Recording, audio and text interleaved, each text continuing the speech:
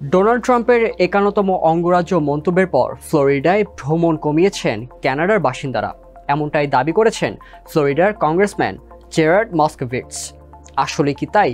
চলুন জেনে নেই এই বিষয়ে কি বলছে আল জাজিরার ফ্যাক্ট চেক। সঙ্গে আমি আছি Shahriar Zaman Pulak. Walton is a global brand. World class innovation নিয়ে ওয়ালটন এখন দেশের সীমানা পেরিয়ে পৌঁছে গিয়েছে ৫০টিরও বেশি দেশে। ওয়ালটন, ঘরে ঘরে বিশ্বজুড়ে। দীর্ঘদিন ধরে শীতকালে ফ্লোরিডায় ভ্রমণ করে আসছেন কানাডীয়রা। ঠান্ডা আবহাওয়ার বদলে রোদেলা সৈকতের রাজ্যে এসে রেস্টুরেন্ট ও হোটেলে আমোদে অর্থ ব্যয় করেন তারা। তাদের ঘিরেই গড়ে উঠেছে ফ্লোরিডার পর্যটন খাত। কিন্তু কানাডাকে যুক্তরাষ্ট্রের রাজ্য হতে প্রেসিডেন্ট ডোনাল্ড ট্রাম্পের আহ্বান, কানাডার পণ্য উচ্চ শুল্ক সহ কানাডা বিরোধী নানা মন্তব্য ভাবাচ্ছে কানাডীয়দের। ট্রাম্পের কানাডা বিরোধী মন্তব্যের জবাবে কানাডীয়রা বলছেন এক্সকিউজ মোয়া, অর্থাৎ মাফ করবেন। আর কানাডার প্রধানমন্ত্রী হিসেবে লিবারেল পার্টি মার্ক কার্নিকে নির্বাচিত করার পর থেকে কানাডার অনেক নাগরিক ফ্লোরিডার ভ্রমণ বাতিল করেছে বলে জানান ফ্লোরিডার কংগ্রেসম্যান জেরার্ড মস্কোভিটস।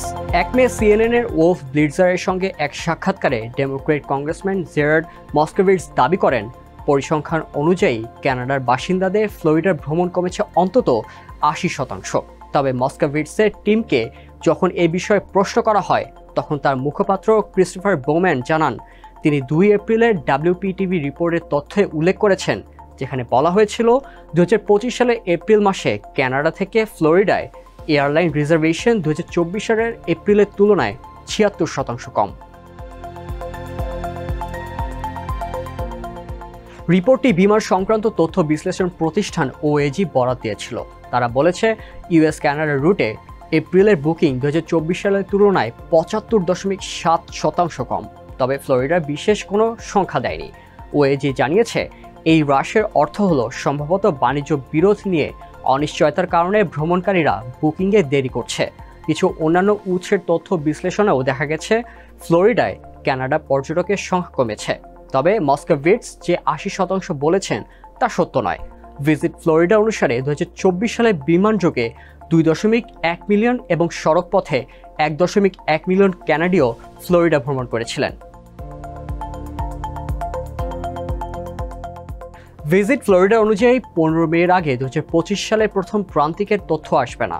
২০২৪ সালে প্রায় ৩.২৭ মিলিয়ন কানাডিয়ান ফ্লোরিডা ভ্রমণ করেছেন, যা রাজ্যের মোট পর্যটকের প্রায় ২%। এখনও ২০২৫ সালের প্রথম প্রান্তিকের পূর্ণাঙ্গ তথ্য প্রকাশিত হয়নি। তবে এপ্রিল মাসে ফ্লোরিডার গভর্নর রন ডিসেন্টিসের অফিস জানায় জানুয়ারি ও ফেব্রুয়ারিতে কানাডীয় এয়ার ভিজিটে ০.৫% বৃদ্ধি দেখা গেছে। OAG প্রধান বিশ্লেষক জন গ্র্যান্ট জানিয়েছেন মে আগস্টের মধ্যে কানাডা ফ্লোরিডা রুটে ১০% আসন হ্রাস পেয়েছে। ভিজুয়াল অ্যাপ্রোচ অ্যানালিটিক্সের প্রতিষ্ঠাতা কোর্টনি মিলার বলেন মে মাসে কানাডা থেকে ফ্লোরিডায় ফ্লাইটের আসন সংখ্যা ১৩% ও জুনে ১০% কমেছে। আমি কোথাও ৮০% হ্রাসের কোনো প্রমাণ পাইনি। তার মতে পুরো যুক্তরাষ্ট্রে কানাডীয় ভ্রমণ সর্বোচ্চ ২৫% হ্রাস পেয়েছে। ফোর্ট লডারেল ও অরল্যান্ডো বিমানবন্দরে কানাডীয় যাত্রী আগমন কমেছে যথাক্রমে ২০ ও ১২%। ফোর্ট মায়ার্স ও পাম বিচে ভ্রমণ কমেছে ৩০ ও ৪৩%। আর মিয়ামি আন্তর্জাতিক বিমানবন্দরে জানুয়ারি থেকে এপ্রিল পর্যন্ত কানাডা থেকে আগত যাত্রী কমেছে ৫.৯%। US কাস্টমস ও বর্ডার প্রোটেকশন জানায় মার্চ ২০২৫-এ উত্তর সীমান্ত দিয়ে যুক্তরাষ্ট্রে আগত যাত্রীর সংখ্যা ৪.১ মিলিয়ন, যা গত বছরের তুলনায় ১৭.৪% কম। হলিউড ফ্লোরিডার হোটেল মালিক রিচার্ড ক্ল্যাভেট জানান ফেব্রুয়ারি থেকে কানাডীয়দের সংখ্যা কমেছে। তারা বলছে এটা রাজনৈতিক পরিস্থিতির কারণে। ট্রাম্পের মন্তব্য অসন্তুষ্ট হয়ে অনেকে যুক্তরাষ্ট্র বয়কট করেছে। তার মতে গত শীতে কানাডীয় অতিথির সংখ্যা যা ছিল তার চেয়ে ৫০% কম। মস্কোভিটস বলেছেন ফ্লোরিডায় কানাডীয় পর্যটন ৮০% কমেছে। তবে তার অফিস এটি রিপোর্টে তথ্য দিয়েছে যে যা পুরো যুক্তরাষ্ট্র কানাডা বুকিংয়ের কথা বলা হয়েছে, নির্দিষ্ট ফ্লোরিডার নয়। অন্যান্য সূত্রেও পর্যটন হ্রাসের প্রমাণ আছে, কিন্তু তা অনেক কম, ৬ থেকে ৪৩%।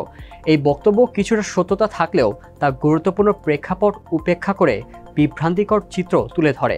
ফলে আল জাজিরার ফ্যাক্ট চেক এই দাবির বেশিরভাগটাই মিথ্যা বলে মূল্যায়ন করে।